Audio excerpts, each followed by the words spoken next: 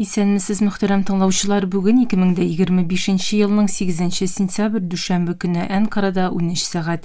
Сез турыдан-туры эфирда Төркия авазы радиосының татар телендәге тапшыруларын тыңлыйсыз. Тапшыруыбызның бүгенге чыгарылышында соңгы хәбәрләрдән соң 1000 еллыкның беренче ширеге программасы белән Төрки дөньяның йолдызлары язмасын тәкъдим итәрбез.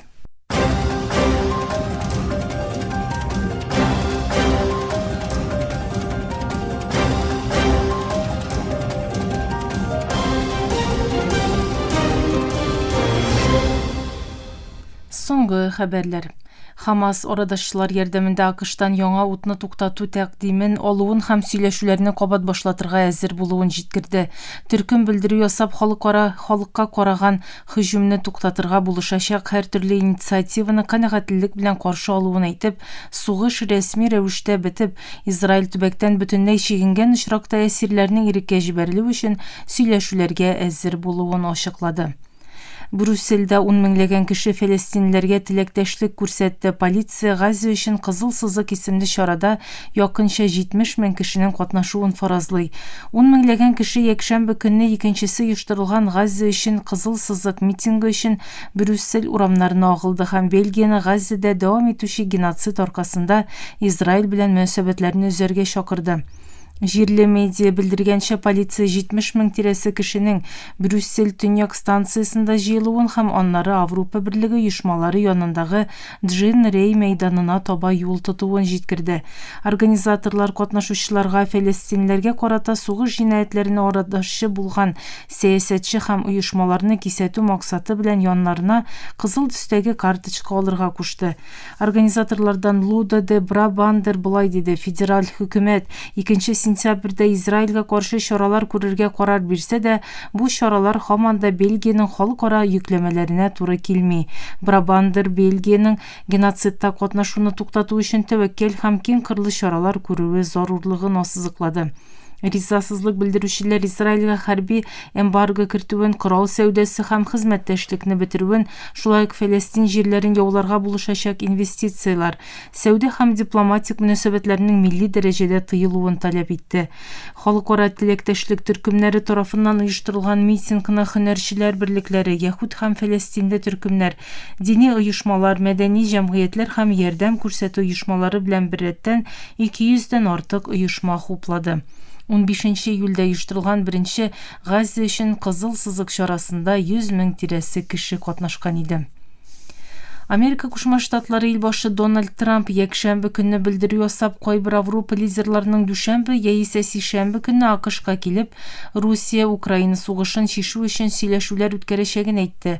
Нью-Йорктагы ачык теннис турнирыннан кайтканнан соң журналистларга интервью биргән АКШ лидеры Русия илбашы белән озакламый күрешәчәген белдерде. Кайбер Авропа лидерлары дүшәмбе яки сишәмбе илебезгә килә диде ул. Трампның кайсы лидерларны күз уңында тотуы ачыкланмады һәм Ак йорт мәсьәлә белән бәйле күбрәк мәгълүмат таләбенә шундук җавап бирмәде.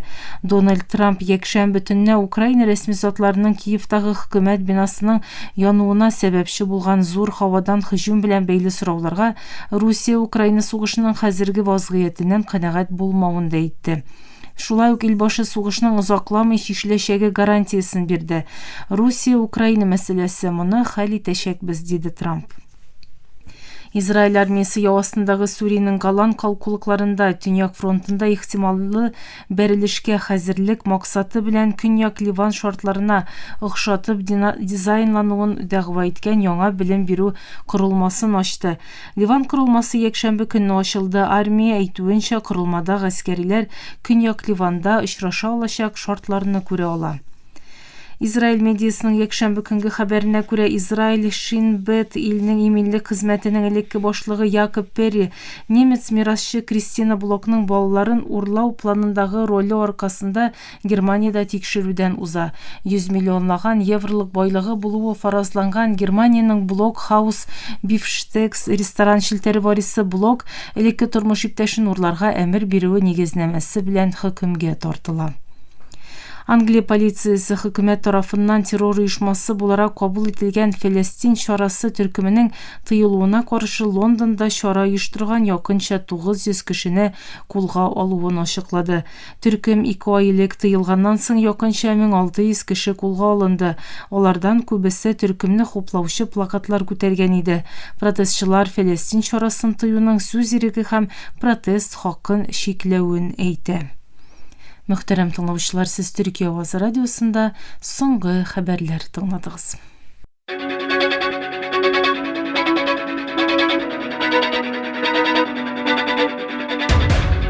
Төркия авазы радиосы бөтен дөньяга яңгырый.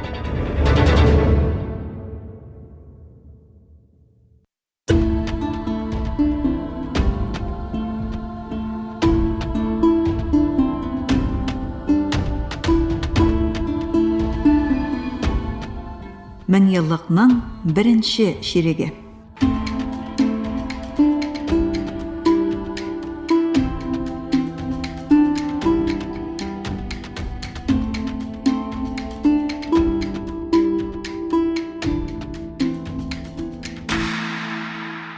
Мөхтәрәм тыңлаучылар, 20-нче гасырда 2 бөтен дөнья сугышы күзәтелде. Яңа меңьеллыкның аеруча технология һәм галәм өлкәсендәге тәрәккыятләр белән аннан алдагы чорга күрә тагын да хозурлы һәм тыныч булуы көтелгәндә, 2001 елның 11 сентябрь көнне Америка Кушма Штатларында барлыкка килгән бер төркем һөҗүм меңьеллыкка караган барлык хыялларны шилпәрәмә китерде. Тарихка 11 сентябрь һөҗүмнәре буларак кергән вакыйгада Әл-Каида террорчылары АКШтагы урыннарга юлчы очкычлары белән һөҗүм итте.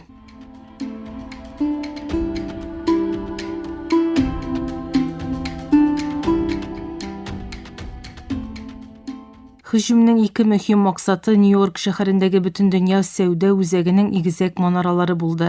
Юлчы булып утырган очкычларны урлаган террорчылар 2 очкыч белән игезәк манараларга бәрелде. Бу һөҗүмнәр бар дөньяда турыдан-туры күрсәтелде. Икенче максат исә Пентагон буларак беленүче Саклану министрлыгы бинасы иде. Террорчылар урлаган һәм башкала Вашингтондагы бер федераль хөкүмәт бинасына юнәлгән башка очкыч исә юлчыларның террорчыларга һөҗүм итүе нәтиҗәсендә Пенсильванияда бер иген басуга килеп төште. Һөҗүмнәрдә барлыгы 2976 кеше үлде, 6300 кеше яраланды. Һөҗүмнәр Америка җәмәгатьчелегендә зур травмага китерде. Әл-Каида террор оешмасы һәм хуплаучыларына караган операцияларны башлатты. Джордж Буш җитәкчелеге башта Әфганистан, аннары Саддам Хусейн җитәкчелегендәге Гыйракка сугыш ачты.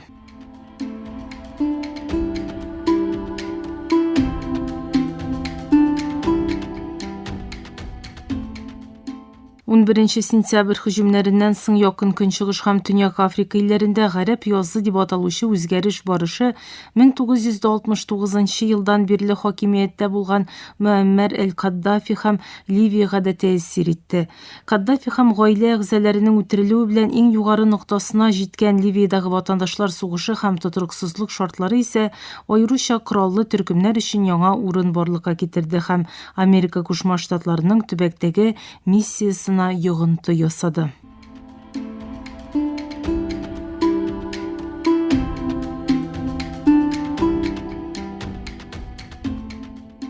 2012 елның 11 сентябрендә АКШның Бенгазидагы консуллык бинасына һөҗүм оештырылды һәм ул вакытта бинада булган АКШның Ливиядагы илчесе Кристофер Стивенс һәм 3 хезмәткәр якты дөньядан китте. Консуллыкка утның ачылуы һәм илченең үтерелүе исә күзләү кисәтүләренә карамастан кирәкле чаралар күрмәве аңлашылган ул вакыттагы дәүләт сәркатибе Хиллари Клинтонның сәяси карьерасына тискәре тәэсир итте.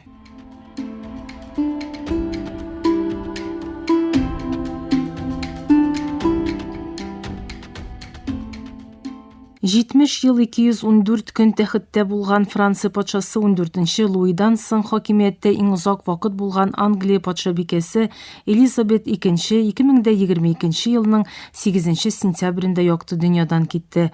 1952 елда тәхеткә утырган һәм Бөек Британия белән беррәттән Канада, Австралия һәм Яңа Зеландиядә араларында булган 14 илнең хөкемдары булган патшабикәдән соң тәхеткә олы улы принц Чарльз килде һәм Чарльз 3-нче исемен алды.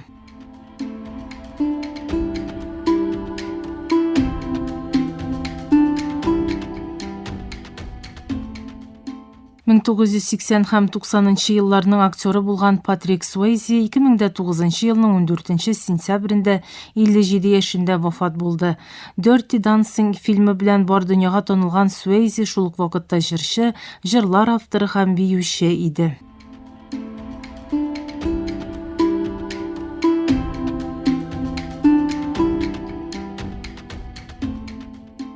Дубляжлары белән танылган америкалы актер Джеймс Эрл Джонс 2024 елның 9 сентябрь көнне 93 яшендә вафат булды.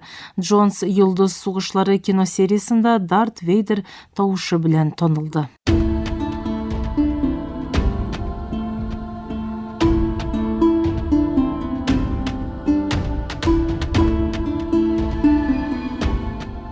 Мен еллыкның беренче ширеге.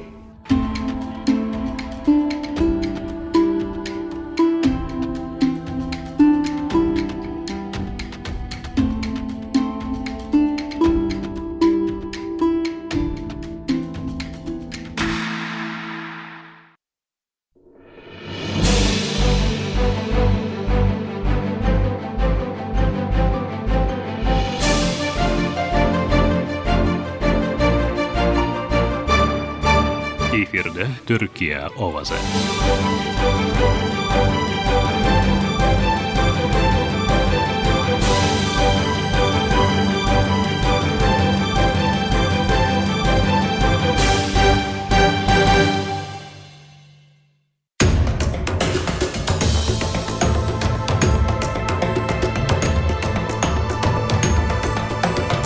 Кырык бер телдә дөнья хәбәрләре trtworld.com адресында.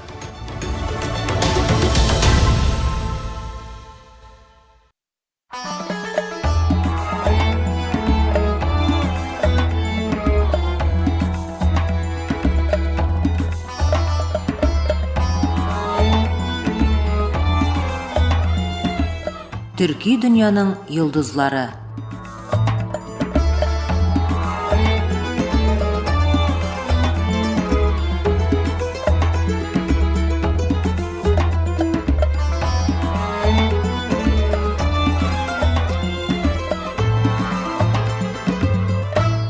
Мактарам таңшар, халыкара мөнәсәбәтләр белгече, фәннәр докторы Җәмил Дуач Ипек язмасына нигезләндереп әзерләнгән Төрки дөньяның йолдызлары тапшы тезмәбезнең бүгенге чаралышында Ахи Эвран һәм Ахилик төрек директлегенең шәһәрле тәртибе темасына тукталып узабыз.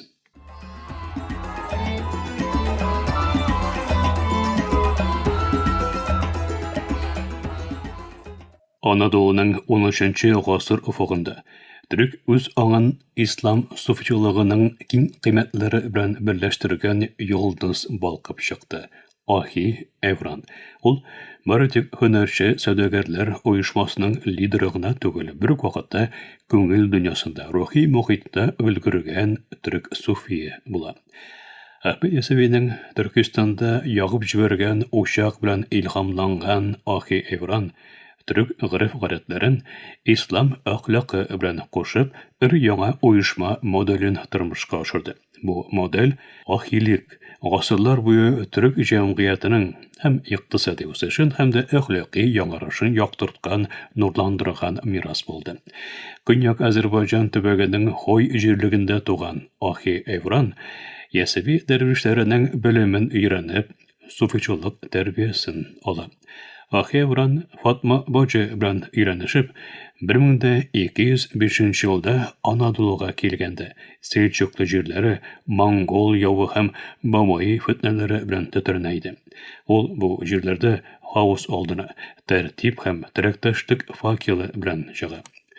Ахилик оешмасының беренче нигезен Кайсерида сала, сәүдәгәрләрне һәм һөнәрчеләрне бергә җыеп, күн эшкәртүчеләрнең яклаучысы дәрәҗәсен казана. Кыска вакытта 32 төрле сәүдәгәр һәм һөнәрченең лидеры буларак таныла. Ахилик оешмасы Селчуклы султаны тарафыннан хуплана. Ахи Эвранның әйтеп баручанлыгында Анадолу шәһәрләрендә ахилар суфи гыйбадәт ханәләрен төзеп, яшьләргә һәм һөнәр өйрәтә һәм дә аларны рухи җитлеккәнлеккә ирештерә. Ахевран, Хажи Бекташевели, Гейкли Баба кебек бөек түрк суфилары бер шырда иң мәгънәби фатих рухи җиңү хәрәкәтенең өлеше була. Гомеренең азагына таба кер шәергә килеп урнашкан Ахи Эвран биредә ахилек принципларын тирәнәйтә һәм Анадолу төркилегенә бай мирас калдырып 93 яшендә вафат була. Төрбәсе урнашкан кер шәер ул көннән бирле ахилекнең символ шәере дип телгә алына. Ахилек оешмасы Госманлыдан Җумһуриятка кадәр җәелгән сәүдәгәр гильдияләренең дә рух чыганагы була. Ахилек һөнәрченең кул сәләте белән дәрвиштең күңел тәрбиясе белән берләшкән учак ул. Ахилек кыйммәтләр системасының умырткасын телебездә афористик булып киткән кайбер нигезләрне тудыра. Кулыгызны, телегезне, билегезне контрольдә тотыгыз. Маңгаеңны, табаныңны, ишегеңне ачык тот сүзләре бу кыйммәтләрнең кыскача нәтиҗәсе. Бу сүзләр белән ахиләр кулыңны контрольдә тоту буларак хәрәмнән ерак торуны, башкасының милегенә кагылмауды, телне контрольдә тоту буларак ялганнан, гаебәттән саклануны, биленне контрольдә тоту буларак сафлыкны саклау принцибын кабул итә. Шул ук вакытта маңгайның ачык булуы, дөрес итеп, намус белән эшләүдә, табыннарның ачык булуы, юмартлыкны һәм кунакчылыкны, ишекләренең ачык булуы исә ярдәмпәрвәрлекне символлаштыра. Ахилек оешмасының башка бер яңарышы инновацион ягы хатын-кызларның да җәмгыяви, иҗтимагый җитештерүгә өлеш кертүе була. Ахи Эвранның хәләл җифете Фатма Боҗаның әйтеп баручанлыгында төзелгән Боҗаны Рум Анадолу боҗалары оешмасы хатын-кызларның да һөнәрче сәнгатенә һәм сәүдә тормышына кушылуын тәэмин итә. Хатын-кызлар каләм токудан алып чигүгә кадәр икътисадыннан сугыш вакытында фронтка ярдәм итү кебек бик күп өлкәдә үзара оеша. 13-нче гасыр кебек бер дәврдә хатын-кызларның бердәм булып икътисадка һәм социаль тормышка өлеш кертүе төрек мәдәниятенең хатын-кызга биргән кыйммәтенең күрсәткече. Ирләр һәм хатын-кызлар бергәләшеп, иңгә-иң эшләп, гаилә икътисадларын ныгытканнары кебек, ихтыяҗ булган чакта кулларына кылыч алып, ватанны яклаудан да тай булмыйлар. Ахилек һәм Боҗаны Рум җинес аерымлыгына, дискриминациясенә урын бирмичә, һәр әгъзаның сәләтен милләт мәнфәгатенә тәкъдим итә алачагын күрсәтте. Моның нәтиҗәсендә җәмгыятьнең яртысы булган хатын-кызлар җитештерү һәм терәктәшлек механизмыннан читтә калмый, киресенчә, аны җанландырып җибәрә.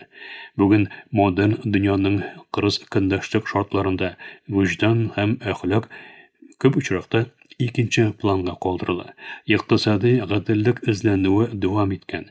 Һөнәрче сәүдәгәр йоласының бозылуыннан зарланылган чорда Ахи Эвранның моделенә кулак салу элеккегә караганда тагын да мөһимрәк. Ахирек безгә шуны күрсәтә. Дәвам итә алырлык икътисад бары тик әхлак нигезе өстендә күтәрелә алына.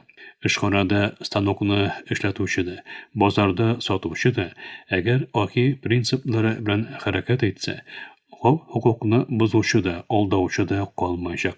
Бүгенге көндә сәүдәгәр һәм һөнәрче бер нәрсә дә сата алмаган күршесенә игътибар итә икән, клиентына товарының начар ягын дөрес итеп әйтә икән, димәк бу ахилек мәдәниятенең югалмаган исе. Бу эзләдән барып югалтылган кыйммәтләргә кабат ирешеп булачак.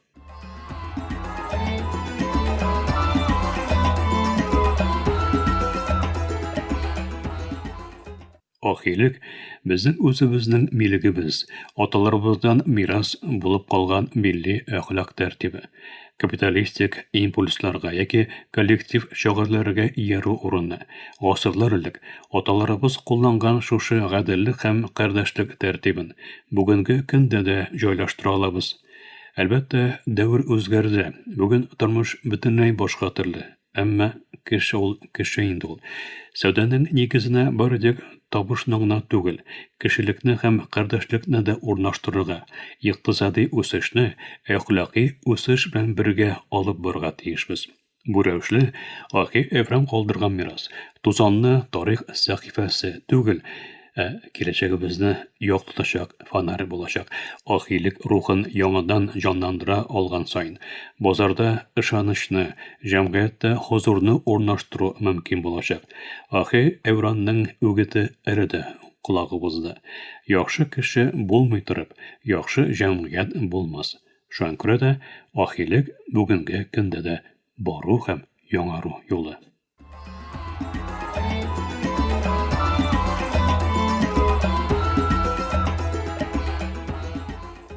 Мөхтәрәм таңчылар, халыкара мөнәсәбәтләр белгече, фәннәр докторы Җәмил Дуач Ипәкнең язмасына нигезләнеп әзерләнгән тапшыру тезмәбезнең киләсе чаралышында очрашу өмете белән исән имин булыгыз.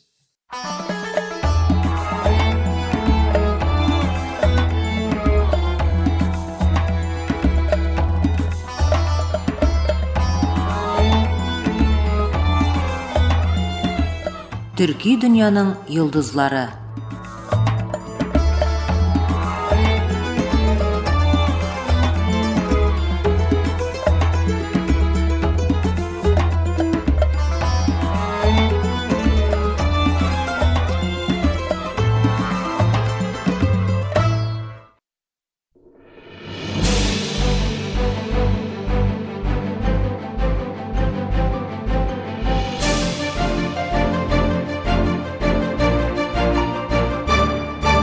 Эфирдә Төркия авазы.